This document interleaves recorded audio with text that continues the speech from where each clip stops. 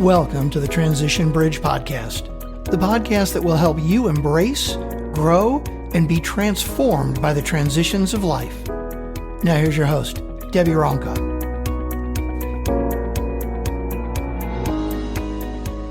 Hi, everyone. This is Debbie, and welcome back to the Transition Bridge Podcast.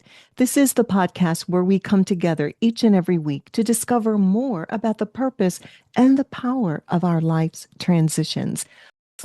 So let me ask you a question for today's episode. Are you feeling lately that you want to rebuild your life? Maybe this time you want to do it differently. You want to do it with confidence and self-love. If that's where you're at, you're really going to enjoy my guest today, Denise Ann Willis. Now, Denise is an author, a life coach. She's also a speaker, and she's profoundly committed to empowering women to rebuild their lives with these very things, self-confidence and self-love. And she has also navigated and overcome her own personal adversities, which would include toxic and narcissist relationships. Denise uses and leverages her experience to inspire and to guide women towards their recovery. And she's also written a book, and it's called The Book on Loving Yourself. And it stands as a beacon of hope, offering practical tools for healing and empowerment. Well, Denise, welcome to the Transition Bridge Podcast. It's such an honor to have you with us today. Hi, Debbie. Thank you so much for having me. I'm so pumped. Just want to get out there to the women that need to hear our voices. We're a sisterhood. Yes, we are. And we so learn from each other. And that's why I'm excited that you're here. I know you have a powerful story. And one of the things that I love about doing this podcast is the guests who come on have navigated a significant transition, several transitions in their lives. And as a result, now have created a program, a business, a ministry, something that now helps others navigate through the same things. And that's what I love about you being here and the story that you have to share with us today. So why don't you take us, through that journey, and then we're going to hear all about what you do to help women navigate this time in life. Okay. Well, I'll go back to the beginning. Like I said, it's in my book, The Book on Loving Yourself. It's my life story. And it was a very healing process writing the book. Everybody asks, are you promoting your book? And I'm going like, not really. But it served the purpose for me. And I do some book signings, and I do get some clients from that. But my whole purpose was to just share my story and be so transparent that women know they don't have to hide. Let me start from the beginning. I had good parents, but my mom was very cold, and she made me, not made me, but I became a people pleaser to get any kind of attention from her. And therefore that kind of created me to be a magnet for men that could control me. Okay. So, yeah, no. So as I got older, craving love, I went in, the wrong direction, looking for love in the wrong places. And unfortunately, I got into some very abusive relationships. I get into one of them where my husband beat me, and I was strangled. And I got out of that relationship, and I got into another, because if you don't learn, you're just going to repeat the same pattern. So I don't want to make it too light. I went through a lot of abuse, and being beaten and slapped in the face. You see these movies on TV, and I can relate. Thank goodness I don't trigger anymore. I had to work through that, because Thank God. when you've Yeah. experienced it, sometimes it's like, where? So anyway, it took a lot. I went from one relationship to another because I didn't learn. And by the grace of God, he put a woman in a luncheon that I was at, and she had just become a life coach. And she stuck her card at me and said, "Hi, I'm Martha. I'm a life coach." And I'm like, "Ooh, okay." She kind of got close to me, so I kind of backed up. You know how you that personal space. And I took her card and took it to work. And at the time, I was a vice president of a large ad agency in finance. And I remember it was, quote, the men's club or the male club. We women VPs were not really getting to say much because they were just like, discount what we said. So I remember calling her one day, just so upset. And I thought, oh, I've got that lady's card. I'm going to call her. And I said, I don't have a choice. I have to stay here because I can't pay rent. I can't eat. And I just was so unhappy because I Mm. wasn't able to speak my truth. And she said, no, no, you always have a choice. That was one of the first revelations I had. I'll be honest with you, Debbie. You know how a cat has a yarn ball in front of him and he's bouncing it? That's the way I was with life. I just let life do its thing. I didn't realize I had control. Mm. And just that simple conversation with her made a big shift. And I ended up reaching out to her to be my coach. And she totally helped change my life. She taught me so many life skills that I didn't know. Everybody thinks somehow the parents know everything to teach. Well, I didn't know boundaries. I didn't know my value. I had morphed into whatever these men in my life wanted me to be. I didn't even know who I was. It was just amazing how God orchestrated her to be in my life. And she became not only my coach, but my mentor. And eventually I told her she was going to be my adopted mom, but she made a big impact. But it also took, in addition to her, it took some therapy. I had some deep stuff going on, and it took a therapist to be able to dig into that and let Oh, some I'm of so that stuff. glad that you did that because I know you're a woman of faith, but Hmm. faith is action. And so you also took your faith and trust in God to come out of this place, but you also knew that you needed to take a step of action. And lots of times we feel like we can get out on our own or try to heal on our own, but we really need the voice of another person who can be objective, can maybe see the different things that are going on and truly help us come out of where we're at. So I'm so thrilled that you did that and just hearing your journey. And you said you were a people pleaser. So that was an attractor to like a narcissist, someone that felt like they could control you Hmm. because you would please them at any cost. Hmm. And isn't that interesting? We think we're doing good when we're a people pleaser. We think we're making other people happy, but we literally are giving up control of our own lives, right? And we're Absolutely. empowering someone else to take advantage. And there's something inside of us. You said, you had to learn the lesson, but sometimes we have to become aware of what we're Hmm. doing. And it sounds like that's what happened to you. So I was going through your website and all the different ways, and you did for yourself. So you used affirmations, visual, help me say that word, Visualization, yes. visualization, Uh-huh. to, help you go through this process. So now you're helping other women. So how, talk to us about the affirmations. How Okay. did that help you? Well, the affirmations are not just look, I do mirror affirmations where I look in the mirror. Mm-hmm. It's not just repeating the same thing over and again. It's more than that.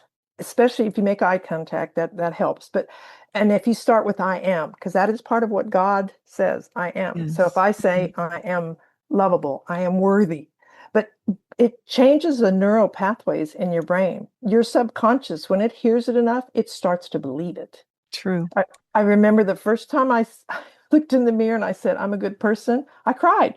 Like for 2 weeks, I Um, couldn't do every time I said it, I just burst into tears. I think my heart knew it, but my head didn't. So I had to like train it. But affirmations are very, very powerful. And it's not just, people think, oh, you're just repeating it, but it mhm. actually is working the neural pathways. You're developing new neural pathways in your brain. So we have some control there. And one of the other things I like to teach, of course, is self-love and self-care. Self-care is so essential, and women just give so much of themselves away. They don't do it. Mhm. And I always say it's like a bank account. If you're giving, giving, giving, eventually you're going to be bankrupt. You need It's to, so true. You have nothing left to withdraw, right, and give. That is so right. true. I like that analogy. Yeah. No, so are there affirmations that you connect to certain types of, like maybe you were a woman who struggles with rejection or abandonment? Are there certain affirmations, or is it pretty much in general that you're worthy, valued, and loved?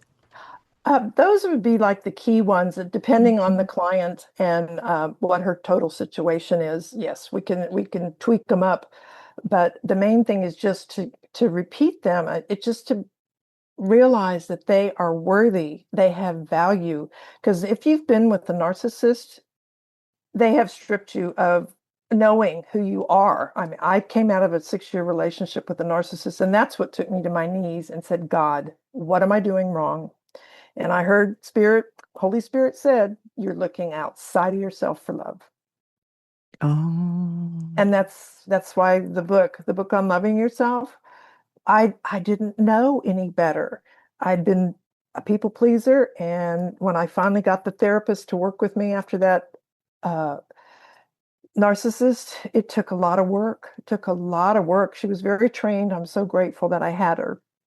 And I had to learn who I was. A lot of this is women don't really acknowledge who they are. They're so busy raising a family, doing a husband, having a job, that when they look at themselves, they're even afraid to do self-care. They think it's selfish, and it's not. It's so essential.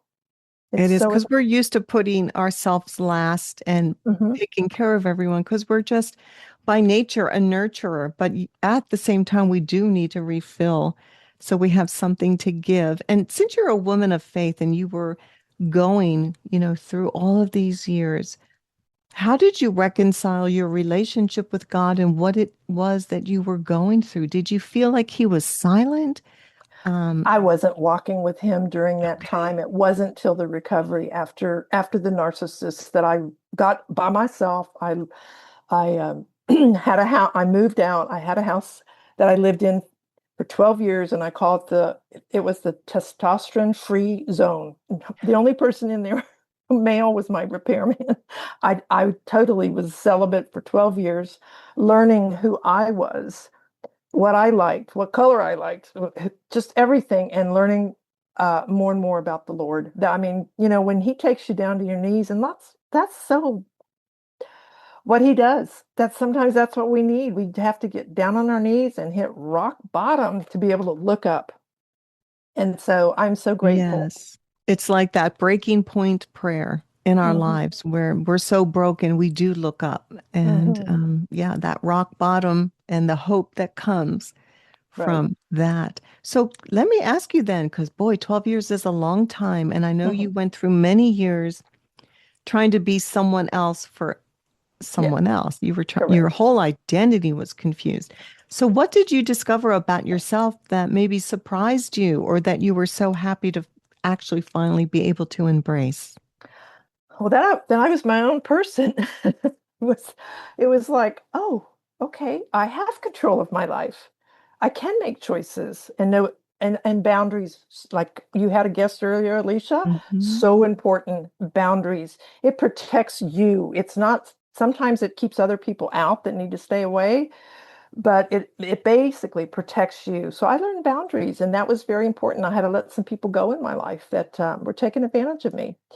And value. I learned that I had value. I didn't realize I had value. I went through some of these courses with my coach, which I teach as well. So just putting someone in touch with who they really are. Yes, you're a child of God. You're precious to Him, but you've got to really anchor that into your heart. And it takes a while if you've been abused, and whether it be physically or sometimes I think emotional abuse is worse because it takes Yes. longer to get away, to get over it. It is so hard because when you have someone consistently telling you what you are not or who you are not, it's very difficult to believe in your value and worth. And you know, being a life coach myself, helping women with the limiting beliefs, they're the things that someone Right, else has spoken to us, over us, or about us that we adopt as truth. And we don't even realize that it's that foundational lie that we live our lives based on that lie. And it's right. really not who they are. So, what are some of your techniques that you use to help women identify those limiting beliefs that they have about themselves? Well, a lot of it is you need to go back to where that first came from. Hmm. And when you go back there, I did one on money. This was a good example. I did one on money, not abuse, but money. It was like, why is it that I think that I have a ceiling or whatever? And it went back to my parents, the way my parents were about money, very frugal. They had, even before Dave Ramsey, they had envelopes with cash. And but the thing is, we lived in Florida, and when the New York people came down for the winter, we called them the winter birds, and they would just come into the restaurants. My parents would let them cut line, and they were, and anyway, it just made me realize that they didn't have value. So I picked that up Mhm. as well. And financially, for some reason, my mom made it seem as if they were better than us. And they weren't. Yes, they had a lot more money than us because they had a home up north and they had a Florida home, but that didn't make us any less valuable. So once again, just you have to go back to the root of it and then look at it and try to examine it. And with so many things, when you can uproot something, especially a belief that isn't true. I went through this with my therapist. Oh my goodness, she dug into me and had me digging around. And she goes, "Okay, so tell me this. What about your family?" And when I told her our family belief on one item, she goes, "Oh, that's not true." And I was like, "What? What do you mean?" I mean, I for 50 years I believed that. So I had to like grieve it, get rid of it, and replace it with something that was really true. So, family dynamics are big. Not that our families are bad, they just do the best they can. And a lot of times from previous generations, they bring that into the picture. And one of the one that I'm speaking of particularly is you don't ask, my family was, you don't ask for help. That means you're weak. So Goodness. Yeah, trying to that'll do keep you captive, won't it? everything by yourself, and then your friends get upset because you're not letting them help you. Oh, it's so true. It's so true. And especially when they could see that they can help you. hmm Yeah, that is a big lie, isn't it? Yeah, yeah. And my parents didn't mean that's just how they were raised or whatever. So Yeah. That generation, they like their emotions were always hidden, they were suppressed. It wasn't good to share emotions. And yeah, we kind of grow up learning that that's normal. And then we realize in our adulthood, those emotions are signaling us. They're trying to let us yes, know what's going on. They're yes, alerting us to maybe something that needs to be healed. So our emotions truly are a gift. And they to are. anyone who's listening right now, if you find yourself having different emotions come up during the day, pay attention because I really believe God uses our emotions. He's trying to unveil something inside of your heart that he wants to touch and heal. But he wants you to allow it to come up. And that is the gift that he's giving you. Allow it to come up so he can touch it, so he can show you more about it and just bring you to that place of healing. So listen to your emotions because God is speaking. Right.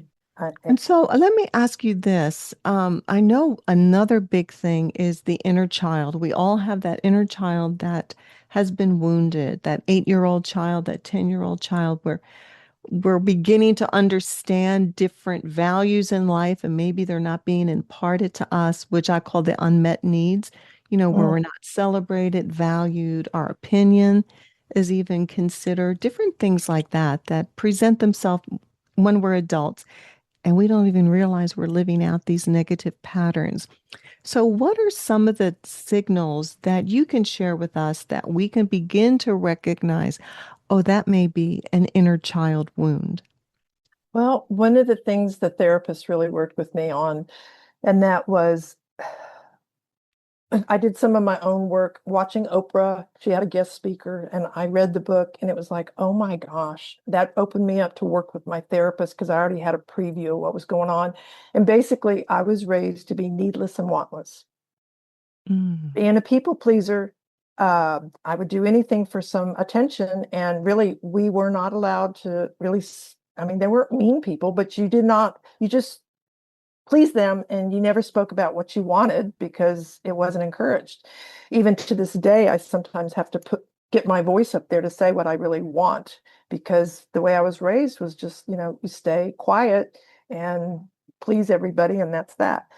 So what I can say is a lot goes back to childhood, and those wounds can be healed. They can be healed. Mine biggest one was I did not get the love I needed. I was a very loving child and singing according to what's in my baby book. I am grateful Mama gave me a baby book. So but she squished that one day when she had me go out on the porch in my, back then they were called pedal pushers, now they're called capris. And I was like 5, and I was just so feeling so good in my new outfit, and she was going to take a picture, and I remember her saying, well, just don't be so full of yourself. And I can tell you, Debbie, Oh. I just went from up to down, and I think I felt shame. I think Hmm. I felt shame.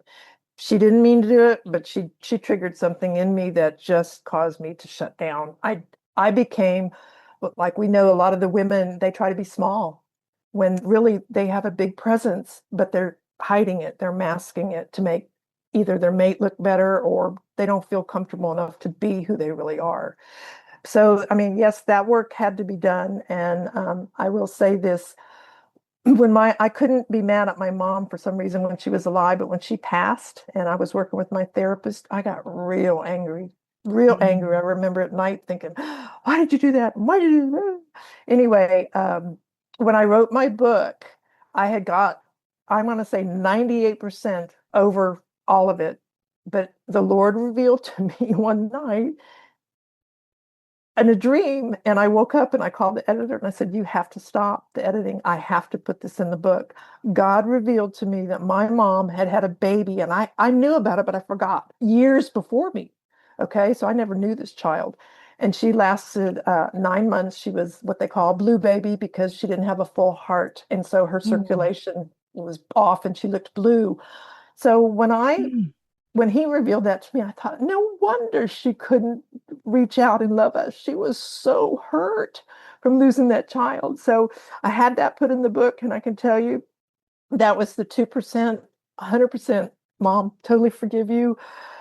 And you did a great job with what you had to work with. So I appreciate. So, but that was big. And Debbie, you probably know too, forgiveness is so important. Yes. Oh my gosh, you can hold that in at a cellular level if you don't forgive. I mean, I know it's the Lord's plan, but there's also physical reasons to let go. And the only person you're really hurting is yourself. Yes, unforgiveness affects our immune system, our health, our mental well-being, and we don't actually connect it to that sometimes. We don't even connect it to the fact that we have not forgiven someone. And I always share with people, when you hear this person's name or see their face, does it make your heart just Mhm. like inside? And if that's true, then that means there's still some forgiveness to do. And I know forgiveness, it's a command, but it's also a gift because we are the Mhm. ones who get so free. And I know Mhm. sometimes, like what I do, Denise, is if I'm struggling with forgiveness, I have like an imaginary line in front of me on the floor, and I'm on one side of the line, and I'm making a choice to forgive. And I literally say, Lord, I know I'm supposed to forgive, but right now my emotions are not caught up to the actual decision. But I'm going to decide to forgive anyway because that's what you want me to do. And I'm going to trust that you're going to meet me. And then I step over that line. Very good. And I feel like then I'm on the other side. And then I just keep doing that until my emotions catch up to the actual statement of me saying, I forgive so and so. And it is so powerful when you begin to feel that release. And just like what you shared, Denise, when God gives us revelation of the other person, it's incredible and it's hard to believe, but we get a compassion for what happened to that other person that caused them to do what they did to us. Like how you felt about your mother. It was like Mhm. suddenly, I understand now why my mother was that way. And this compassion comes up that helps us release them even more. So I'm so grateful that you shared that story. Yes, yes. And once again, you feel constricted when you're holding on Mhm. to any kind of unforgiveness, etc. And that's not how we were created. We were created to feel expansion. I mean, God created the universe and he created us and he's in us. So when we can let go of those other things, we can feel more of his presence and more of love. Yes. And for anyone who's listening right now, if you're struggling in this area, I would recommend that you just sit down and start writing people's names down or different events in your life that maybe come up and you might be ruminating over these things that happened and just ask the Lord to give you that strength to Mm, forgive. right. And I know you had to do this even with your multiple abusers, which is really difficult.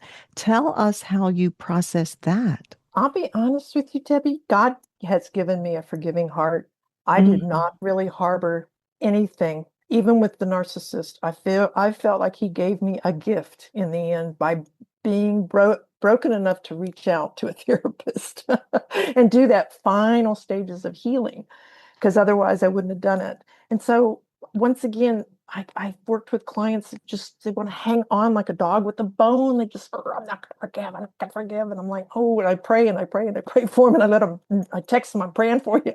And finally they're like, okay, I get forgave. And then I said, did you feel freer? Did you feel lighter? And they're like, yes. But for some reason they I guess they feel justified in hanging on, but really the only person they're mhm. hurting is themselves. So That's true. We feel by not forgiving, we're being righteous or justifying what happened, but it's actually the opposite. And yeah, well, God has to give us that grace to forgive, but we have to be willing to try. So right, I'm so right. glad that you shared that. So let's talk about some of the triggers of, an inner child wound. You could be like walk in a room and maybe feel rejected. Is that a trigger? If somebody says or does something, um, can those be triggers that actually hit that wound?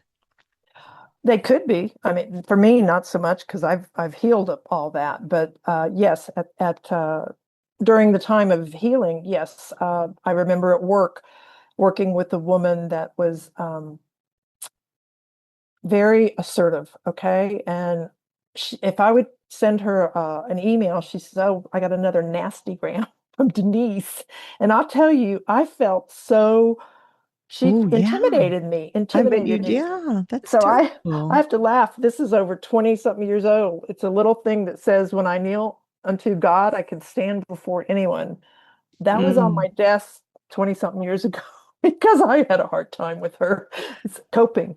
But once again, as I healed myself and grew and realized that I'm a precious child of God, that I am just so even with where she was, I just didn't have the same personality. But eventually it was like I could go up to her and talk to her and she could be snarly, but whatever. I was able to communicate and get what I needed and not be triggered.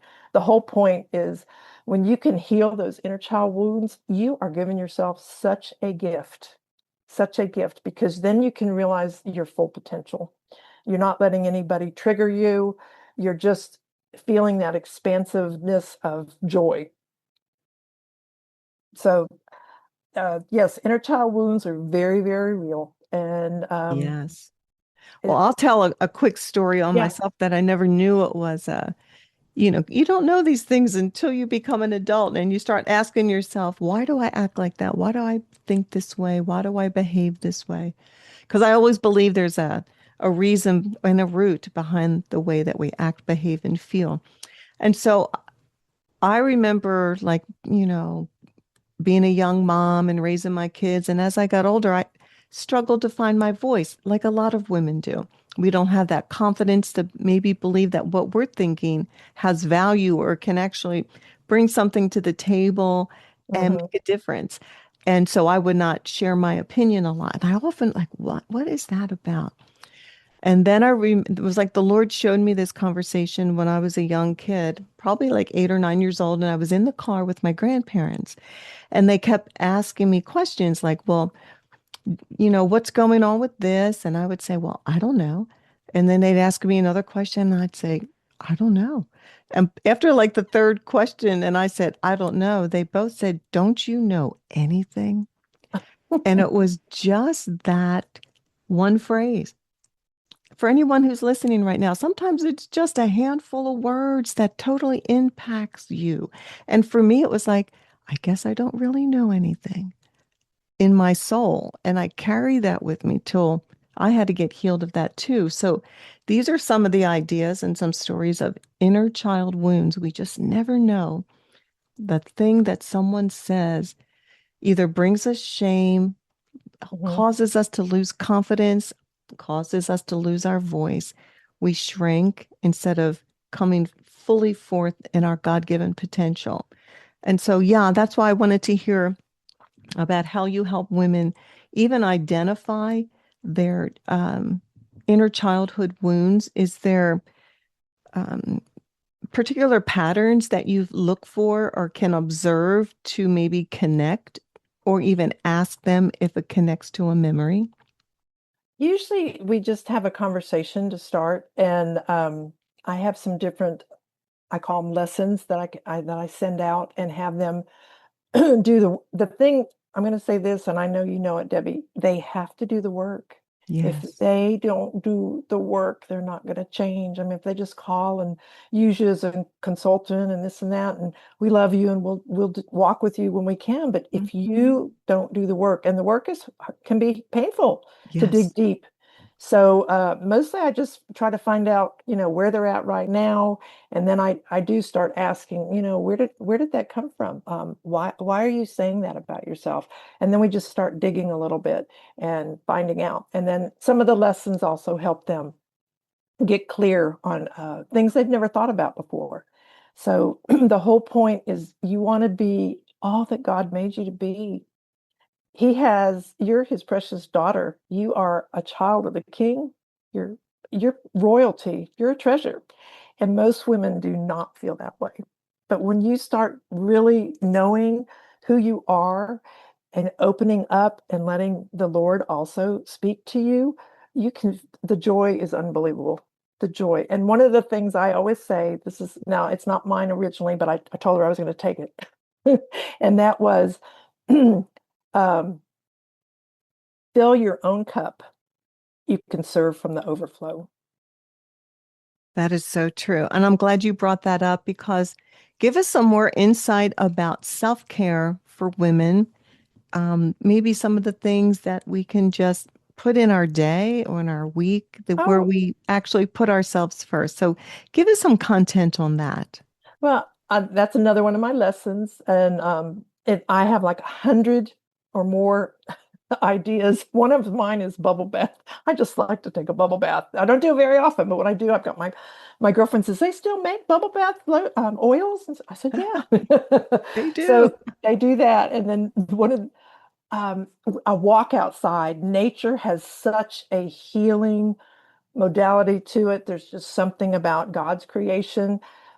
Go outside, put your feet in the grass. My latest thing has been I bought these little iPods. I don't know that they really work, but they red light, and I put them on in the morning. They shut off in 10 minutes, and I that's my quiet time for 10 minutes, and I speak to the Lord, and I've been doing it, and I'm thinking I don't really think they work, but I like the 10 minutes, so I just keep doing it. So any journaling, of course, journaling's so good. And the other thing is I'm a big component of gratitude.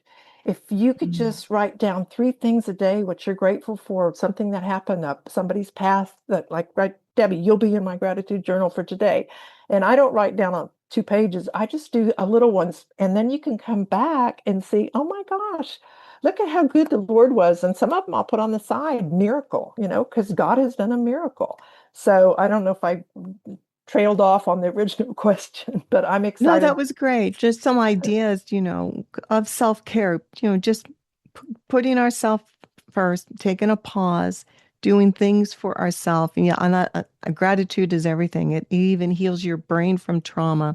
Hmm. When you are full of gratitude, there's actually a physical effect to your body, which is awesome. Hmm. And so, in closing, what would you like to share today with anyone who's listening, Denise, who may find themselves maybe wanting to give up, or maybe Oh no, don't they give up. just don't know what to do next? So, please offer a word of encouragement or some wisdom to that person right now. Don't give up. You'll be so surprised if where I was and where I am now is huge. Like Debbie does the bridge. I was over here, walked the bridge, now I'm over here. You have so much potential. It may not seem like it at the time. You might feel really down. You need to surround yourself, if you can, with good people that will speak life into you. Reach out to Debbie and I. We'd be happy to talk to you. You are worthy. You are worthy of the best life you can have. And God wants that for you. So don't give up. Don't give up. Call out to Him if you're a believer. He will be happy to walk with you and lead you. And I always just say, Lord, if it's your will. That's something I'm still in my baby steps of learning everything, but I just say, if it's your will. So that somehow or another seems to make the path more visible for me. So that's just, but everybody's worth so much more than what you think you are, because you have not realized your full potential. And when you do, the joy inside of you just wants to burst out. Yes, I can feel it as you're sharing that. And what would be the best way? And I'm going to have all of Denise's contact information in my show notes. What is the best way for women who want to reach out and work with you?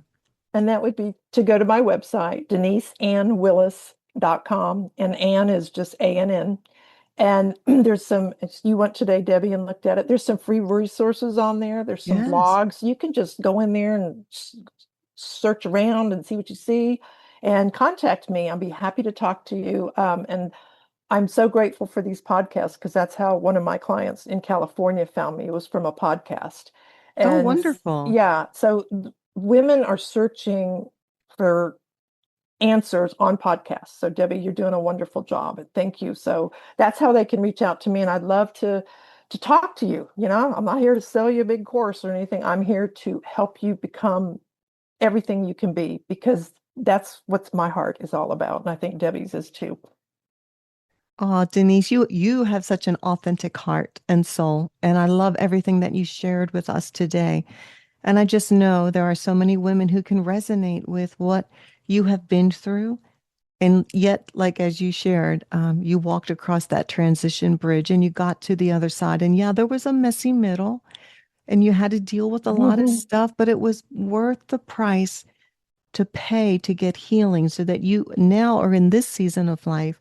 You're like this olive branch that you are giving to other women, and they could come forth and find their healing, and so they can live out their God-given potential. Right. So thank you so much for being here with us today on the podcast. And I want to thank my transition tribe for coming in each and every week, because as you can see, we're always learning. There's a purpose and a power that comes about as we navigate the transitions that we walk through. We can't ignore them. We have to embrace them, even the negative ones, even the ones that may conjure up some pain.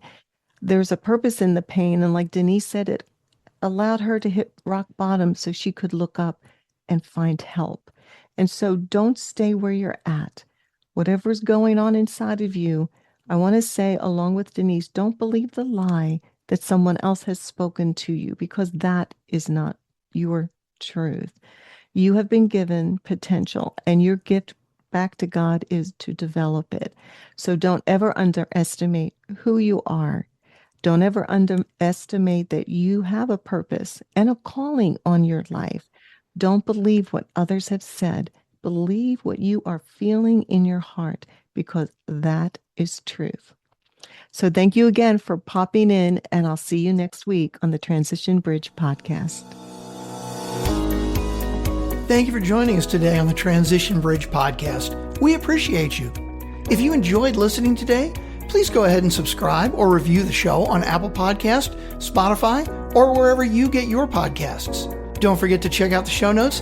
And for more information about Debbie, go to DebbieRonca.com. That's DebbieRonca.com.